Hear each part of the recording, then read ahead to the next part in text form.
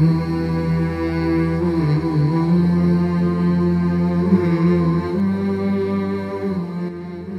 যে দেখতে পাচ্ছেন যে এটি হচ্ছে হলো 700-800 বছর আগে জরিপ শাহ নামক সেই ব্যক্তিটির প্রতিষ্ঠা করা এই মসজিদ।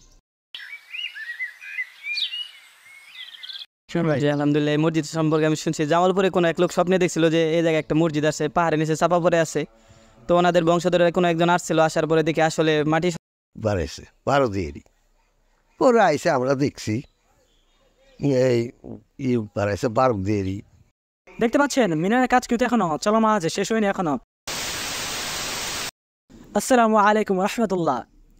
আমার পেছনে যে মসজিদটি দেখতে পাচ্ছেন এটা হচ্ছে সেই পাহাড় কেটে বের করা 12 দুয়ারি মসজিদ। কথা বলবো আজ এই 12 দুয়ারি মসজিদের সংক্ষিপ্ত ইতিহাস জানানোর চেষ্টা করবো, কতিপয় মানুষের এই মসজিদটি নিয়ে অন্ধবিশ্বাস, পাশাপাশি এই মসজিদটি আপনাদের নিয়ে সম্পূর্ণ ঘুরে দেখানোর চেষ্টা করবো। আজকের ভিডিওতে কিন্তু অনেক ইন্টারেস্টিং পার্ট থাকবে, না দেখলে হয়তো মিস করবেন। তো চলুন শুরু করা যাক আজকের ভিডিও।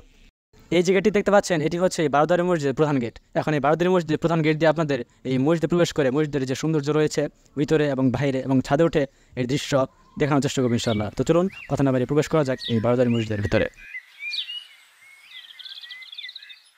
এই যে দেখতে পাচ্ছেন যে এটি হচ্ছে হলো 700-800 বছর আগে জরিপ শাহ নামক সেই ব্যক্তিটির প্রতিষ্ঠা করা এই মসজিদ, যদি পরবর্তী সে যে পাহাড় গেটে বের করা হয়েছে। দেখুন মসজিদটির কি দৃশ্য।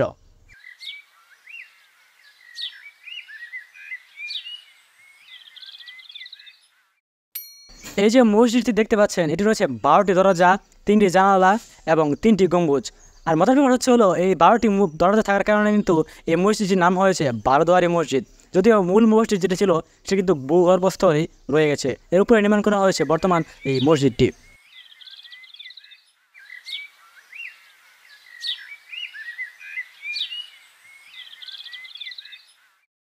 এটি হচ্ছে 12 দুয়ারি মসজিদের সম্মুখ অংশ।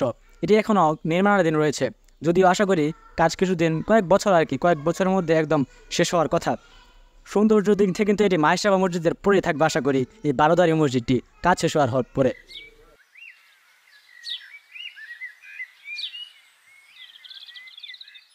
নিচ থেকে দেখলাম এই মসজিদ দেখতে কেমন দেখা যায়, চলুন দেখে আসি এখন উপর থেকে দেখলে কেমন দেখা যায় এই মসজিদটি।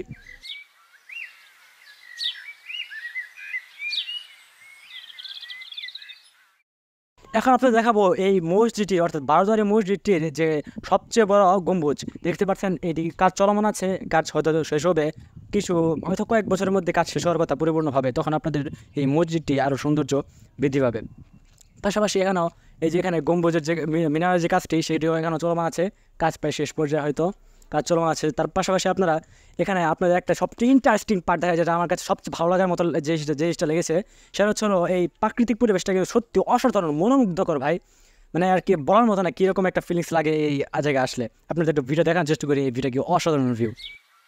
একদম যেন চট্টগ্রামের যে বনাঞ্চল রয়েছে অর্থাৎ সেই বনাঞ্চলের সাথে একদম সাদৃশ্যপূর্ণ, মনে হয় যেন কোনো পাহাড়ের দেশে হারিয়ে গেছি। এর কিন্তু ময়মনসিংহ বিভাগের অন্যতম প্রত্নতাত্ত্বিক নিজস্ব আছে এবং এর যে কারুকার্য এটা কিন্তু মানে আর কি সত্যি চোখে লাগার মতো। এখন যদি এর কাজ শেষ হয়নি, কাজ চলমান রয়েছে, কাজ হয়তো শেষ হবে 2-1 বছরের মধ্যে, আশা করি তখন দেখতে কিন্তু অসাধারণ লাগবে এই মসজিদটি। এখন আমার পেছনে যে অর্থাৎ আমার নিচে যে পুকুরটি দেখতে পাচ্ছেন, এই পুকুরটি শোনা যায় একসময় গচ্ছা পাওয়া যেত, যদি আদৌ সত্য কি না তা জানি না। এবং আপনারা যদি খেয়াল করে দেখুন একটু আমরা দেখানোর চেষ্টা করি, দেখতে পাচ্ছেন যে মহিলা 2টি বাচ্চাকে গোসল করাচ্ছে, ঠিক আছে। আমার কাছে মনে হয় আর কি তারা কিন্তু তাদের যে নিয়তে তারা গোসল করাচ্ছেন এটি কিন্তু নিয়তটা কিন্তু একদম শিরকি আকীদার মধ্যে অন্তর্ভুক্ত হয়। এবং আরও শোনা যায় যে এই মসজিদের যে পুকুর রয়েছে এই পুকুরটির পানি পান করলে নাকি নানা রোগব্যাধি ভালো হয়ে যায়। এগুলো কিন্তু একদম শিরকি আকীদা, আপনারা ভালো আলেমের কাছ থেকে এই বিষয় সম্পর্কে আরও নিশ্চিত হয়ে নেবেন। এখন আমার পেছনে যে অর্থাৎ মসজিদের পাশে যে ফাঁকা অংশটি এটি ব্যবহার করা হতো এক সময় সিন্নি পাকানোর কাজে, ঠিক আছে। আচ্ছা ভাই একটা কথা বলি আপনাদের যে দেখুন মসজিদুল কুবা, মসজিদুল হারাম, মদিনা শরীফ এবং অর্থাৎ মুহাম্মদ সাল্লাম যে সকল ফজিলতপূর্ণ মসজিদের কথা বলেছে সে সকল মসজিদের কথা আমি বলছি না, আমি বলছি এর বাইরেও বইয়ের বিশ্বের যে সকল মসজিদ রয়েছে সে সকল মসজিদের কিন্তু মর্যাদা সকল স্থানেই সমানভাবে আছে, ঠিক আছে। এখন আপনি যদি কোনো বিশেষ নিয়তে যে এই মসজিদ থেকে আমার এই পাওয়া যাবে বা এই জিনিসটা পাওয়া যাবে, আমার দখল হবেই, এরকম নিয়তে যদি আপনারা কেউ দান সদকা করে থাকেন অথবা সিন্নি খাওয়াইয়ে থাকেন, তাহলে কিন্তু তার ইমানের কী পরিস্থিতি হয় আমি বলবো না, আপনি আপনার চেনা জানা কোনো ভালো আলেমের কাছ থেকে এই বিষয়টি শুনে নেবেন। পাশাপাশি আরেকটা কথা বলে রাখি যে এখানে একটা জিনিস খেয়াল করবেন আপনারা যারা আসবেন, দেখবেন যে পর্দার বালাই ছাড়া কিন্তু ছেলে মেয়ে প্রবেশ করে এই মসজিদে।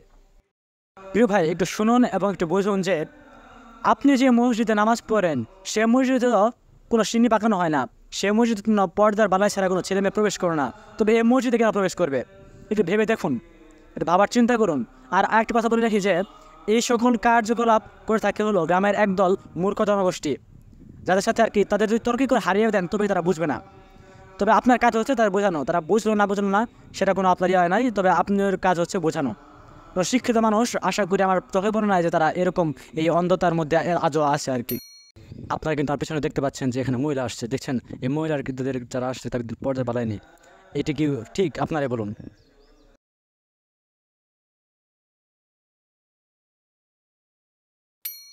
এখন আমি সুমন ভাইকে জানতে চাইবো তিনি এই মসজিদ সম্পর্কে কি জানেন।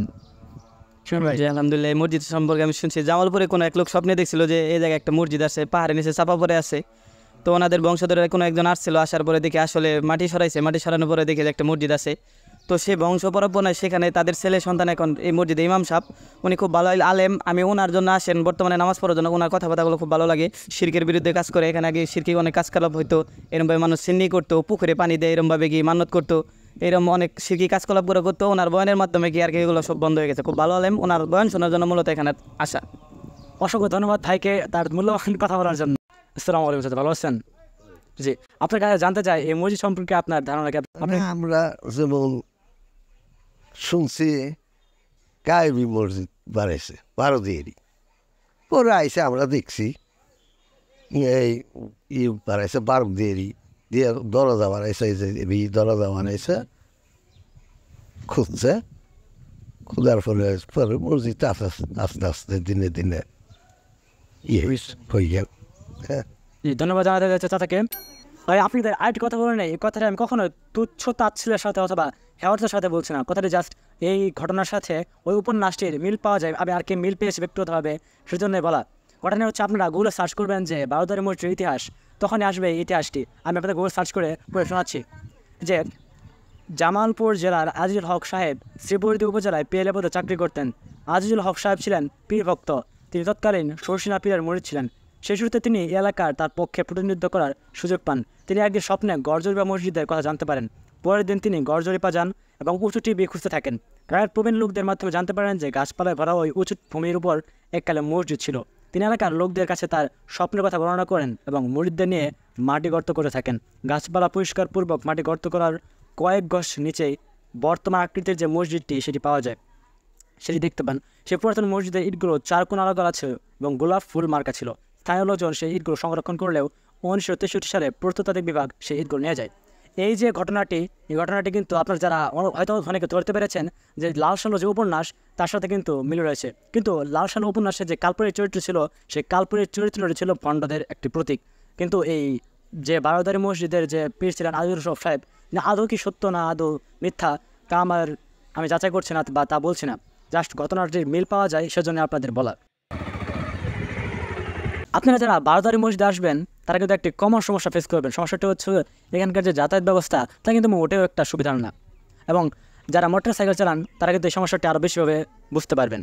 এবং আর যারা মোটর সাইকেল চালান তাদের জন্য আরেকটি সুবিধা হচ্ছে তারা মোটর সাইকেলের যে কোনো যন্ত্রাংশের কাজ সুদক্ষ কায়দায় করতে পারবেন। কোথায়? সুমন ইঞ্জিনিয়ারিং ওয়ার্কশপে। এটি অবস্থিত হচ্ছিল ভূমি অফিসের একদম সামনে, মাধবপুর অবস্থিত। চলুন এখন দেখে আসি এই সুমন ইঞ্জিনিয়ারিং ওয়ার্কশপ।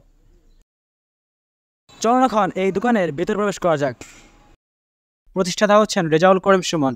এখানে সকল প্রকার মোটর সাইকেলের যাবতীয় যন্ত্রাংশের কাজ সুদক্ষ কারিগর দ্বারা মেরামত ও তৈরি করতে পারবেন। ঠিকানা হচ্ছে মাধবপুর শেরপুর ভূমি অফিস সংলগ্ন। Mobile number 01916394982। এই নাম্বারটি সহ আরেকটি নাম্বার পেয়ে যাবেন আমার এই ভিডিওর ডেসক্রিপশন বক্সে। এখন আমি সুমন এন্টারপ্রাইজের প্রতিষ্ঠাতা সুমন ভাইয়ের সাথে জানতে চাইবো যে তিনি আমার দর্শক যারা আসবে এই দোকানে তাদের সম্বন্ধে আপনি কি বলতে চান? জি আলহামদুলিল্লাহ, আপনার দর্শক যারা আসবে দেখার জন্য তাদের জন্য একটা বিশেষ ছাড়ের ব্যবস্থা থাকবে ইনশাল্লাহ। খুব অল্প মূল্যে নেওয়া তাদের কাছ থেকে। ধন্যবাদ। মাশাআল্লাহ, যারা আসবেন তারা অবশ্যই আপনারা যাদের মোটরসাইকেলের যেগুলো পার্টস ঠিক করতে চান তারা কোথায় আসবেন? অবশ্যই সুমন এন্টারপ্রাইজ যোগাযোগ করতে হবে, যেহেতু স্পেশাল ছাড় পাচ্ছেন।